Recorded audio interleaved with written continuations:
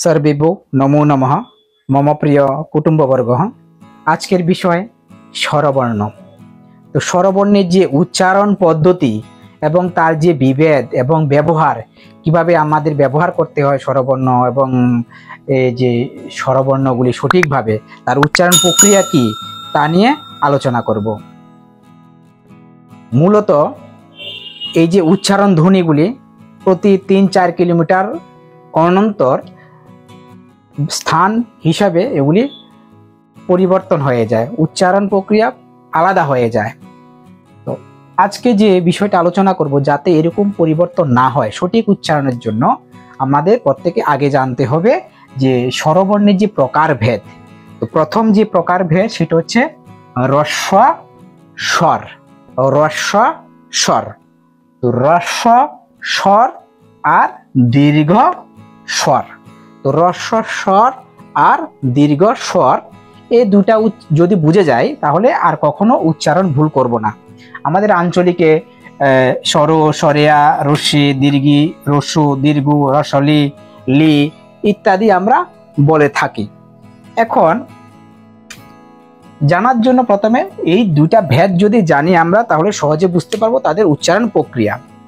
তো এটা মূলত অ, ই, উ, রি, লি এই পাঁচটি মূল স্বর।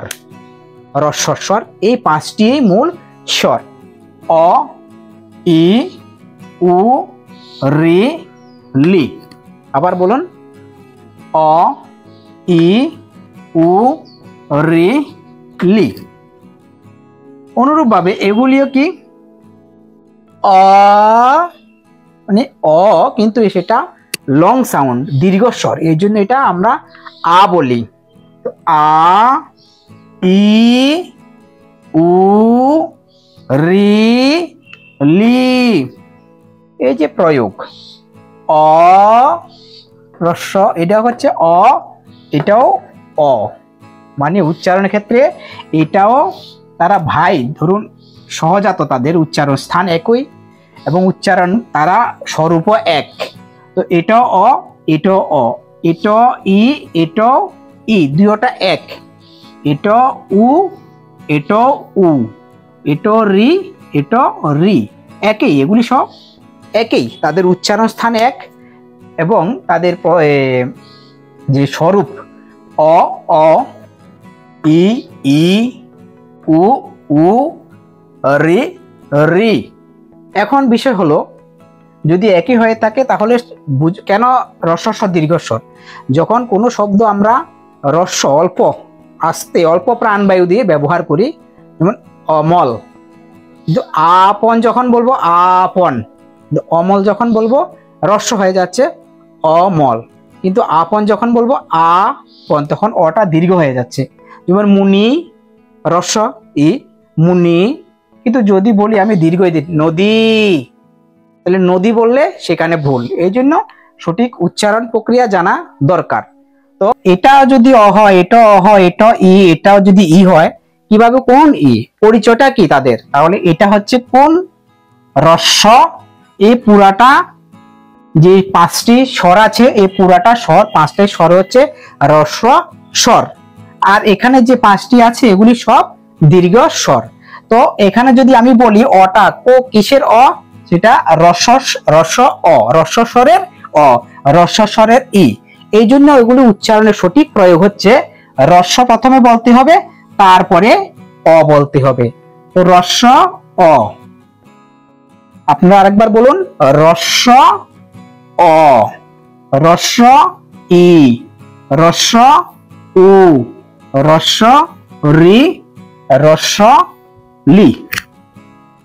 আবার বলছি, হ্রস্ব অ, হ্রস্ব ই, হ্রস্ব উ, হ্রস্ব রি, হ্রস্ব লি। স্পষ্ট হয়েছে? এবার এগুলিকে কি বলবো, তার আগে সেম দীর্ঘ বলবো, দীর্ঘ অ। কিন্তু এখন যদি প্রশ্ন, যদি দীর্ঘ অ বলি তাহলে অনেকে ভাববে দীর্ঘ অ শুনিওনি কখনো আমরা, আসলে দীর্ঘ মূল স্বরূপ এটা দীর্ঘ অ। তো দীর্ঘ অ আর হ্রস্ব অ, কিন্তু এখানে প্রত্যেকে যেহেতু আমরা এই দীর্ঘ অটাকে আমরা আ বলি, আমরা আ বলেই উচ্চারণ করব। তো দীর্ঘ আর বলতে হবে না আ উচ্চারণ ক্ষেত্রে। আর যদি আলাদা করে বলতে হয় দীর্ঘ অ বলা যাবে। তাহলে দীর্ঘ অ অথবা আ, দীর্ঘ ই, দীর্ঘ উ, দীর্ঘ রি, দীর্ঘ লি। দীর্ঘ অ, দীর্ঘ অ যে কথা, দীর্ঘ অ যে কথা, আ একই কথা। তো দীর্ঘ ই, দীর্ঘ উ, দীর্ঘ রি, দীর্ঘ লি। এখন বাংলা ভাষাতে এই লি এর প্রয়োগ নেই, এটাও অনেক জায়গাতে নেই প্রয়োগ, অনেক জায়গাতে এটারও হয় না। তো এটা তো নাই, বেদে সংস্কৃত বেদের ক্ষেত্রে লিটা কোথাও কোথাও পাওয়া যায়, পাওয়া যায়ও না এমনও আছে। তো যাই হোক, তাহলে আমাদের উচ্চারণ প্রক্রিয়াটা আশা করি বুঝতে সকলের সুবিধা হয়েছে। যদি কোনো অসুবিধা থাকে জানাবেন কমেন্টস করে। তো মূল স্বর হচ্ছে 5টি, সেটা হচ্ছে কি রস্বস্বর, রস্বস্বর। তাহলে কতটা? 5টি হলো রস্বস্বর, 5টি রস্বস্বর। আর এদের মাত্রা হয় একটি মাত্রা, একটি মাত্রা আর 5টি স্বর। তাহলে অ, ই, উ, রি, লি, এই 5টি হলো রস্বস্বর আর এদের মাত্রা হলো একটি মাত্র মাত্রা। এগুলি আলাদাভাবে মৌলিকভাবে ব্যবহার হয়, যেরকম একটা শব্দের মধ্যে কি আছে আ বা কি বলে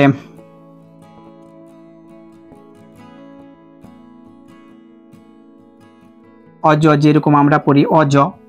তাহলে এখানে মৌলিক একটা অ আছে, সঙ্গে জ আছে। এখানে অর সঙ্গে জ আছে, সেই জর সঙ্গে আবার ও আছে, এটাতেও আছে। তো দুটোটাই রস্ব স্বরের প্রয়োগ হয়। আরো সহজ ভাবে বলি,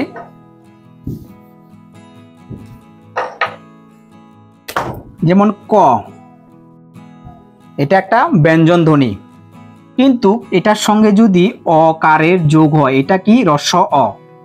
তো এই যে সাউন্ডটার যোগ হওয়ার পরে একটা পূর্ণ ক হয়, এটাই হচ্ছে রস্ব স্বর। উচ্চারণ সাউন্ডটা ক হচ্ছে। যদি আবার এই ক ব্যঞ্জন বর্ণের সঙ্গে রস্বই যোগ করি, তাহলে কি হয়? অ রস্বইকার কি। তাহলে এই যে কি, এটা একটা রস্ব স্বর। যে কোনো বর্ণের সঙ্গে এই 5টি বর্ণ, এই লি বাদ লি তো যোগ হয় না, এই যে বর্ণগুলি রয়েছে স্বরবর্ণ, এগুলি যদি যোগ হয় তাহলে সেগুলি রস্ব স্বরই হয়। বর্ণগুলি কি হয়ে যায় তখন? উচ্চারণ ধ্বনিগুলি রস্ব স্বরে পরিণত হয়। অনুরূপভাবে দীর্ঘস্বর হলো কি আ, দীর্ঘ ই, দীর্ঘ উ, দীর্ঘ রি। লি যেহেতু নেই আপাতত এই 4টা। এরপরে যে বর্ণগুলি রয়েছে সেগুলি এই মূল এই 5টি বর্ণ থেকেই আসা, এই 5টি বর্ণ থেকেই আসা।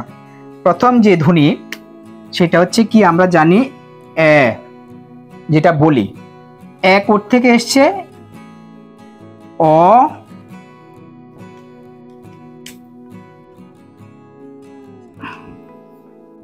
অ যোগ ই, অ আর ই, এই দুটা স্বরের মিলনে এ হয়। তাহলে এ হতে গেলে এই দুটা স্বরের দরকার আছে, এই জন্য এইটা এ এক মাত্রা বলা যায় না।